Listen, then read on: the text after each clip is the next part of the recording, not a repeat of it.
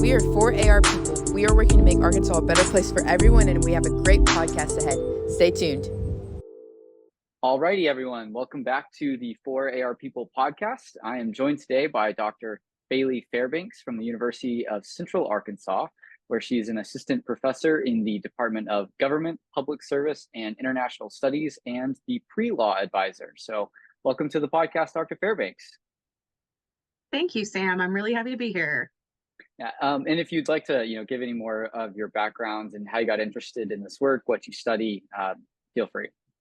Oh, absolutely. So like you said, I'm an assistant professor at UCA. I've been here for 4 years. I am the pre-law advisor, but more importantly, right, I teach all of the law-related classes. My work mostly focuses on diversity issues, in particular, right, representation in the courts, and how diversity and social background impacts judicial decision-making. So sure I do interesting. Oh, go ahead. Sorry. No, I was just going to say, I'm sure that won't come up at all in our conversation today. Absolutely not. That had nothing to do with any of this. No, so my dissertation was mostly looking at writing styles and different tactics that judges use when they're writing opinions. And of course, like I said, state Supreme Court judges, and looking at the gender variations as well as race variations. And so, found some really interesting things in regards to, right, what judges are more likely. And I say plagiarism, but, it's not as uncommon or bad tactic as it is in other fields when it comes to, right, attorney briefs and looking into opinions. I also looked at, right, the length of opinions, opinion content, and then just generally readability, right? And that could definitely be a topic we talk about today because, right, the readability has so much to do with the legal language that's being used. And so the intensity of the legal language and whether or not it's receptive to a broader audience than just the legal community. Fascinating. Well, that actually segues into my first question, which is, the United States Supreme Court has been in the news quite a lot lately. And so I think a lot of people tend to focus on that court, as well as some of the other courts of appeals, like the Fifth Circuit, 11th Circuit, some of those courts that are sending lots of decisions up to the Supreme Court. But I wanted to know why people should, or can you help us understand why people should pay more attention to their state Supreme Courts, right? Like, what kind of powers do the state Supreme Courts have? What kind of cases do they tend to take, and the influence they have on the citizens of specific states? And you can feel free to zero in on the Arkansas Supreme Court if you want, or speak more broadly about state Supreme Courts and courts of last resort.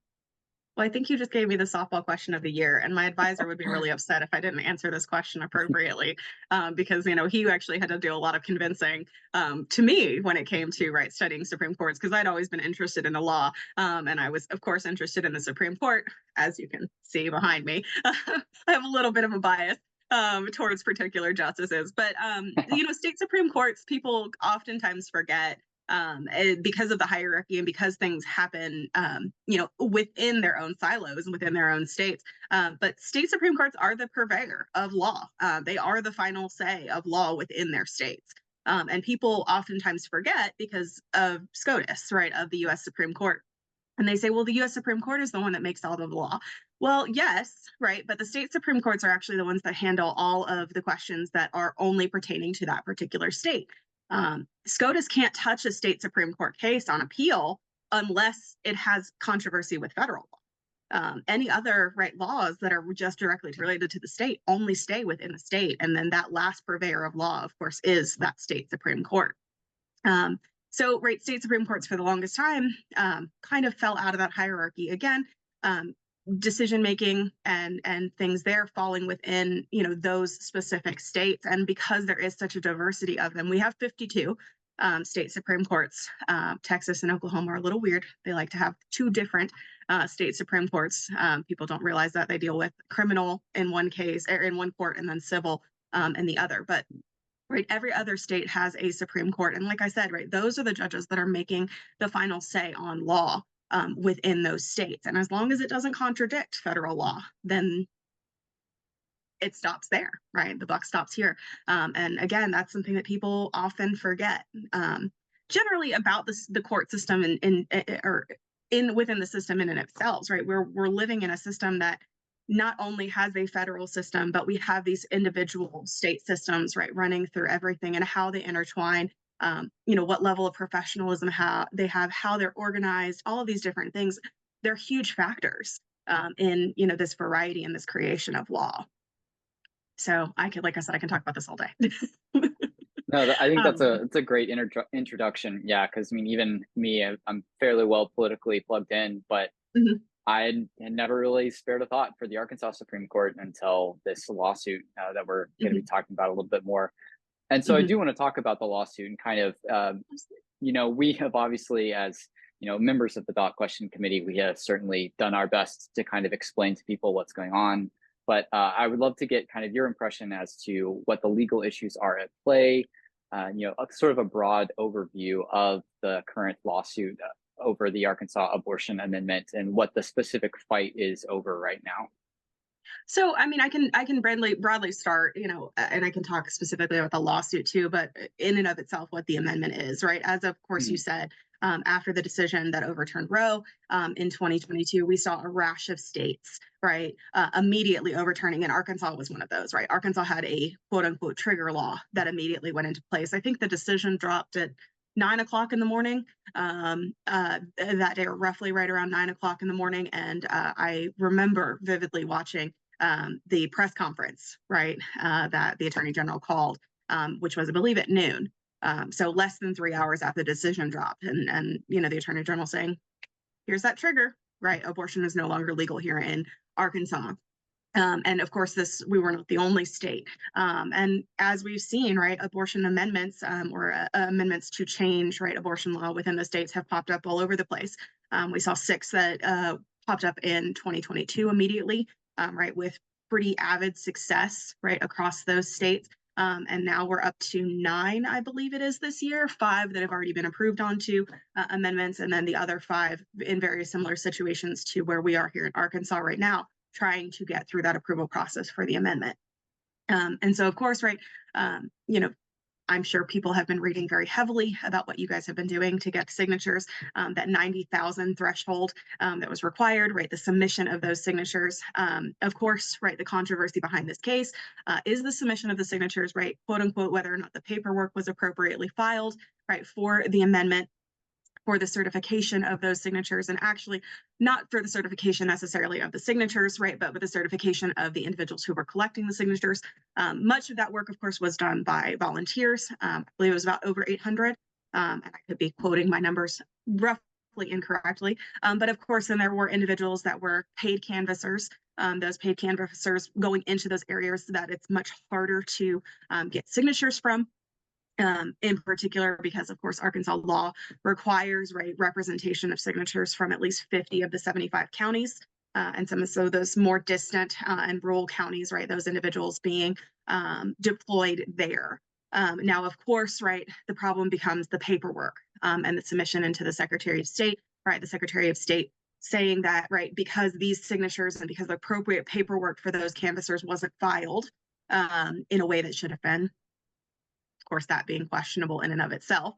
Yeah, yeah. Right now, they are throwing out all of the signatures and throwing out the entire amendment. So as you guys have seen, and as I talked a little bit about last week, right, earlier, we have seen the Supreme Court stepping in and saying that, right, at least the Secretary of State has to count the signatures, right, and those are the signatures from the volunteers. I believe it's roughly 87,000. Again, Just apologies over. for my Yeah. rough numbers, right? Mhm. Yeah, I always would say, I think it's right around 87,000. Of course, 90,000 being what, or roughly over 90,000 being what's required.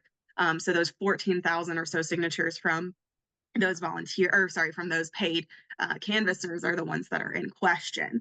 And right, the court hasn't actually said anything yet about those signatures, the validity of those signatures. I believe they've asked for briefs to be submitted.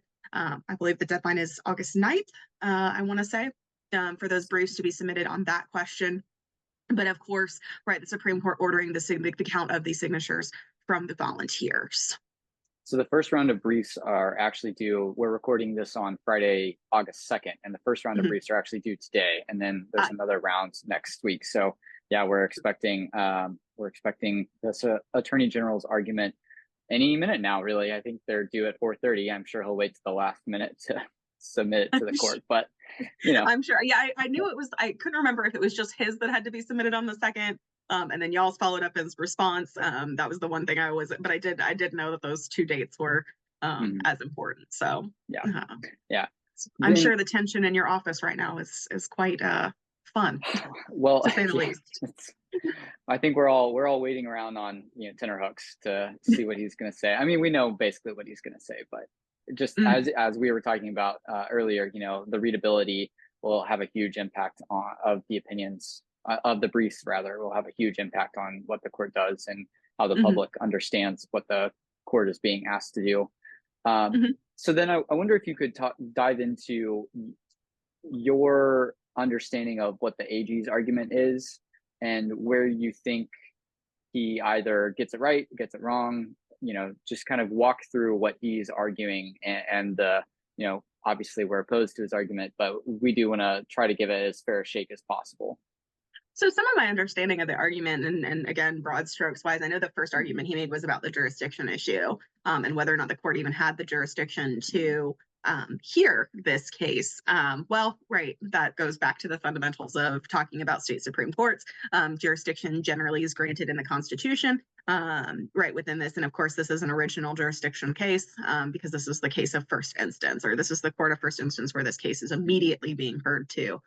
Because we are talking about executive action from the state government of Arkansas. Therefore, so I think the jurisdiction issue is kind of a moot issue, and I'm using judicial words very loosely. I should probably stay away from moot because mootness is a whole other issue. My students would probably laugh at me because I kind of beat them up about that. In a justiciability, the ability of a case to be heard, and the threshold of it to be done. But within all of this, I think the jurisdiction issue is questionable. Now, that's not to say that the court wouldn't use it as an option to not hear it. I would say that they have basically bucked that argument already by giving the initial pass and saying that these signatures needed to be counted from the volunteers, So they're clearly saying, yes, we have jurisdiction. That's been established. The other issues, and his argument, the filing and the paperwork filing, it's really messy. And I know that this is a conversation piece coming from, you guys and in conversation, multiple times, that being asked, hey, have we submitted everything we needed to submit? Has the appropriate things been submitted the way they needed to be submitted? And you getting told yes. And then it turns out, that that's not actually the case, or at least according to him, it's not the case. So I know that, there's some questions about that. I know there's the questions about, whether or not it's going to grant the curing period, the 75% threshold to be able to do that. So, I mean, his argument wise, there's not really one, to be very frank about it. I mean, if you're following the appropriate procedures, and again, his refusal to even consider the amendment because of a potential paperwork snafu is a pretty extreme movement in and of itself. I mean, it would be one thing, to have done, specific sets. Now, the interesting thing to me too, at least within the signature aspect, is that despite saying that he wasn't going to count these signatures, or that the signatures weren't going to count, they still counted them, or at least so they know exactly how many there are. So I'm wondering to some extent if that's already a fail-safe, maybe a question of delay, or to prevent delay in the future. I think it's interesting, at least in the composition of the court, and the justices that issued these opinions, or the opinion regarding the signatures. Of course, Arkansas has a conservative Supreme Court. But, three of the most, or at least two of the most conservative justices on the court were part of this order. And so I think it's a positive sign.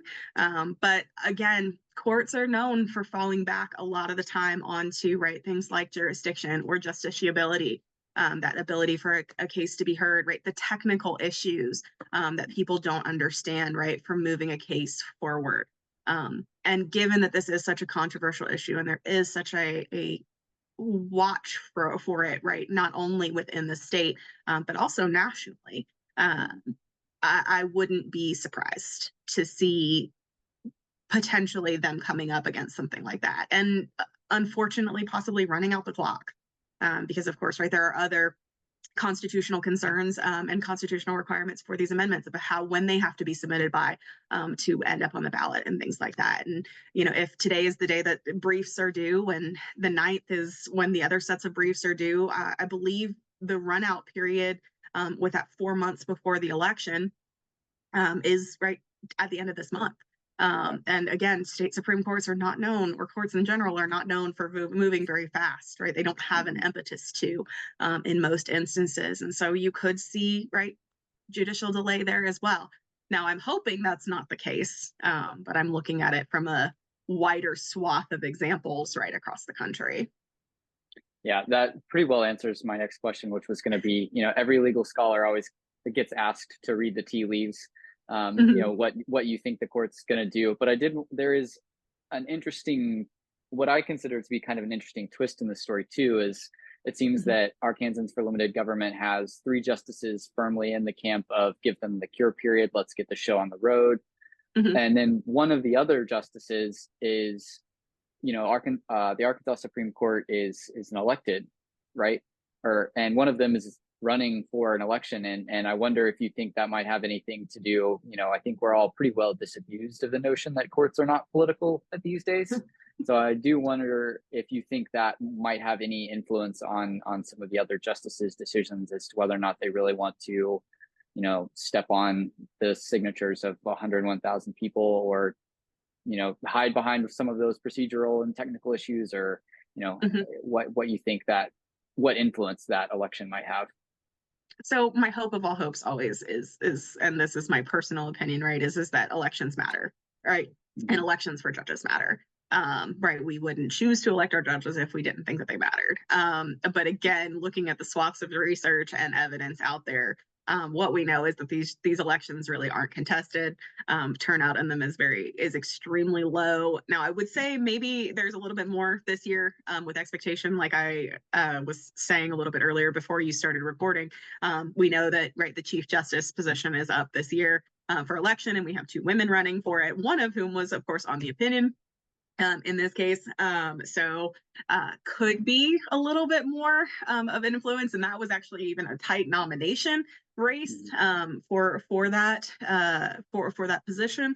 And so, right, it could be the swaying vote, or it could be the swaying influence of, right, whether or not one judge gets the majority to be able to be right, Chief Justice.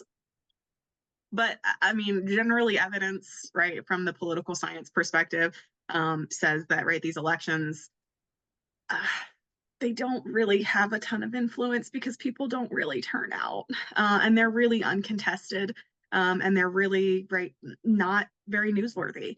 I would, again, there is, of course, always evidence against that, right? We see that in states that have, right, merit retention elections. We've seen that in some elections where a judge has taken a particularly strong stance on something, and they've eventually been kicked out. We saw this with same-sex marriage with several justices, right? We've seen it, I would say, more recently, right, like in Wisconsin, right, some pushback is surrounding all of these things, and how, knowing that abortion is going to be on the ballot and that the Supreme Court is going to be hearing it, right, has influenced those elections. But it's hard to tie down specifically, right, that that's what changed the election. Or is that's what tied to it. So, right, my hope of all hopes is that people are paying attention. They are, right, doing that research. They are investing in that, especially if it's individuals that are caring in particular about, right, the possibility of this amendment ending up on, right, the ballot. I would hope that, but, generally citizens aren't that well informed, whether that's their personal choice or not. I can't say.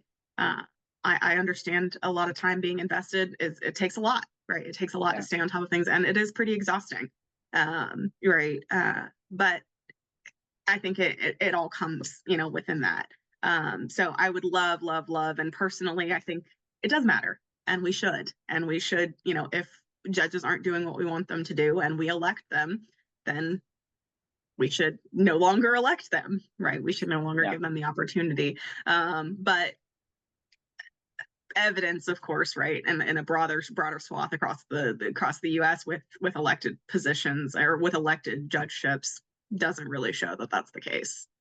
Yeah, Do you think there's any chance that the kind of the double whammy of abortion being a turnout driver and presidential election years also being a turnout driver might drive turnout for these lower Oh, level judicial absolutely. I elections? mean, Okay. Yeah. oh, absolutely. I mean, it will be a higher turnout. But again, Mhm. God, I feel like I'm like Debbie Downer today. No, not at all. Unfortunately, You Arkansas are the expert. has some of the lowest voter turnout in the entire nation. Sure does. Sure does. Yeah. So sorry, I mean, I guess you did already know that, and I'm sure many of the Yeah. listeners already know that as well. Mhm. But right, we have the lowest voter turnout. So absolutely, in every other case, right, presidential election turnout increases, right, given the concern and given what we've seen across the nation with other right to choose amendments, right, turnout has been pushed. I would say, right, not only because it's a presidential year, but also, right, considering the candidates. Right, you have a candidate now on the Democratic side, right, that is much more youthful, and is attractive, right, to different voters, and that she may be able to mobilize different voter blocks that may not have been mobilized before. There's a lot of things that could do it. I think Arkansas absolutely has the potential, right? I think that this is something that we have the potential to pass, right, given, and if it does end up on the ballot, I think it's there. I think it's desperately wanted. I think that it's right, probably one of the better responses that we've seen. It's a measured response, right, by comparison, from a state, right, that what was it? We were called the safest right to life state or something along The those most lines. pro-life state in the nation. That's what it was. Most pro-life state in the United States. Supposedly. But I think that this is a compromise, right? This amendment is a compromise. I mean, it's a guarantee of an 18-week period, but it's also a guarantee of a protection, right, in cases of incest and rape, right, fetal health, and then the mother's health, all of those things. All right, those are things that when you ask any individual, whether they're an Arkansan or not, but for the most part, right, somebody's going to say, yes, that should be, right, or yeah, I'm not fully against a total ban within those things. And so I know that was a big part of, right, the drive, and the problem with the drive is that, right, larger groups that could have been involved in this, right, say Planned Parenthood and other organizations, right, didn't want to get involved in the floor of right, getting this amendment in Arkansas, was because it didn't go far enough, right? But I think that this does, at least for, right, a starting point for Arkansas. Yes, it's not as far as Roe versus Wade, and it's not as far as, right, I guess I would say Roe, and then of course all of the follow-up cases that really distinguish, right, that initial. But it's something, right? We're going from nothing to, right, a really giant leap by comparison. Yeah, with all the exceptions, the 18-week mark, it would have covered something like 95% of all abortions that were performed in the state in the 4 years before Dobbs, I think was the statistic. Right. So it certainly would have been so much better than what we have now, which is nothing. Absolutely. Yeah, I think we were reported at zero abortions in Arkansas in 2023. Right. We also reported that we have the lowest, one of the highest maternal mortality. Yeah, mortality. God, my brain is not working today. That's okay. I can edit that out. Maternal mortality, infant mortality, right? Also, all of these things, right? We have a very extremely low score when it comes to dealing with maternal health in the state. I think we're like 48th, I want to say. If not, we've dropped to 50th. It's obscene to some extent when you start thinking about it. Yeah, it's embarrassing. And the fact that this amendment is so welcomed, right, by not only, right, citizenry, of course, but also, right, healthcare providers, right? Dealing with tough situations and talking about politics all day. Yeah, we have a tough job because we have to, keep everybody happy in a certain way, but I'm not dealing with someone's life in my hands every day. And I can't imagine having to make that decision. Yeah, nor can I. No.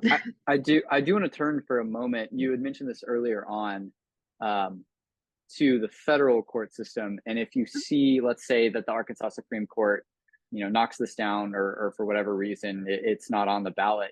Do you see any potential legal arguments for getting this into the federal court system? Something like a due process challenge, anything like that? That's a tough question. I mean, on facially, probably not, because again, you're dealing solely with you State know, law. a state law. I would love to say you might be able to push a 14th Amendment argument. I think it's a really, really thin argument as far as that goes, or, tenuous strings as far as it goes. And especially, right, the lack of having any sort of protection at the federal level right now. The Supreme Court in Dobbs specifically said, let the states decide. And so, right, then being able to turn back into, right, the federal court system at this stage is not really quite viable. I mean, in my head, I could think of some very, again, tangential strings that somebody could pull, right? 14th Amendment, equal protection, and all of those things. But I think they would be shot down pretty quickly. And unfortunately, again, right, then you're dealing with some of those justiciability issues again, right? Dealing with standing, right? Dealing with mootness, all of that kind of stuff. So it's kind of unfortunately that the buck stops here if this is going to be the amendment for 2024. Mm-hmm. Yeah, it doesn't mean that there's not options in the future. Yeah, it's definitely a long shot, but I was just curious what you thought of that. So then I think the last question that I have for you is, again, let's say that the court shoots this down or runs out the clock. Do you see any, Arkansas is one of just a few states that has this kind of direct democracy process, and we've seen a hostility from the legislature toward it and, raising the county limit and, making it harder to collect signatures as we are experiencing now, putting all this ticky-tack, nitty-gritty stuff between you and, whatever amendment you're trying to put on the ballot. So, I think this has gone beyond abortion now. And, now it's a little bit more about the ballot initiative process itself. And so what do you think the implications for that process would be if the court decides to shoot this down or run out the clock or hide behind this, a technical or procedural matter? I would love to say that this is the process that started with this, but like you said before, this has actually been a long going process. I believe there's been 12 different changes from the legislature regarding, right, this amendment procedure. In fact, I know one of them was a ballot initiative last election cycle that was shot down. So it's not. I struggling to say it. I hate to say that it's. I think it's just going to continue. I think that there's a specific push, there's a specific way that we've wanted to see, given that we're in a state that has total control of all three parties, right? We have a trifecta, and not only do we have a trifecta, we also have a supermajority. I don't think that these changes are unexpected. I don't think continuing to push against them is going to be unexpected. I honestly think that if the ballot amendment process stays the way that it is, it's going to continue to be these kind of nitty-gritty technical things because that's it. But I honestly think that what they're going to do is they're going to take this experience, whatever way it happens, and then they're going to move to the next session, and they're going to find a way to close those loopholes, and they're going to find a way to clarify it even more, and make the process even more difficult. So I think that's just going to kind of be the continued pathway, unfortunately. Right, we've seen that much more so that those incremental steps have been where they've been successful. Right, I would say that the 60% push was a huge push, right, from what we saw, and that's why, of course, that was rejected by voters. But I think that incremental steps may be the way, and I think that that's probably what's going to happen from this is that whatever the success is, if the success is on y'all's side or if the success is on the Secretary of State side, I think the legislature is going to go back and they're going to say, okay, this is X, Y, and Z. How can we make this process more difficult? Right? How can we make this process more bureaucratic? How can we dissuade, right, individuals from doing that? Which is unfortunate, of course, because the state motto is for the people, and it's not right, but it's also not very surprising. Yeah, I fear you're correct. I fear you are correct on that one. It is a very, like I said, I really feel like I've been a Debbie Downer today. I mean, to be fair, it's a very deeply unfortunate situation already. So it's pretty easy to not see very many, I'm holding on to the fact that 102,000 people signed this, and that is nothing to be sneezed at. There is certainly a groundswell of energy, and Arkansans are notoriously libertarian, and I don't think they'll take kindly to the legislature, continuing to chip away at those rights. I want to believe that we're doing a good job, telling people what's going on, and episodes like this are part of that effort. So thank you very much for agreeing to be on here. No, absolutely. And I will say that I have been and lived in quite a few states with the similar ballot processes, and I have never quite seen a movement this way, right? You said the 102, the 102,000 signatures, and all of the volunteers. I was actually out of town the week that you guys were in the final push, but I got so many text messages. Have you signed? Have you signed? I got phone calls. Have you signed? Do you know where people are signing? Do you know where this is happening? Right. I had signed way back when it was on campus, right? Of course, because they had all of them out there. And so, it was hopeful. And I think that it was fantastic. I mean, like I said, I was in another state and I was still feeling the love all the way from there, and still feeling the fight. And I even sent text messages to several friends to be like, hey, I heard X, Y, and Z, go out here if you need to go get it signed, or hey, I heard you hadn't, but you were looking, right? Those kinds of things. So yeah, I don't think it was just boots on the ground in the state. I think it was everywhere. I agree. It was such an incredible, that last week was exhausting, but incredible to experience. And so if we're not going down without a fight, if we lose the fight, there will be more fights, and we'll have 102,000 people standing at our back. So that's where we'll leave it for today. So thanks everyone for tuning in, and thank you to Dr. Fairbanks for being on the podcast. Thank you.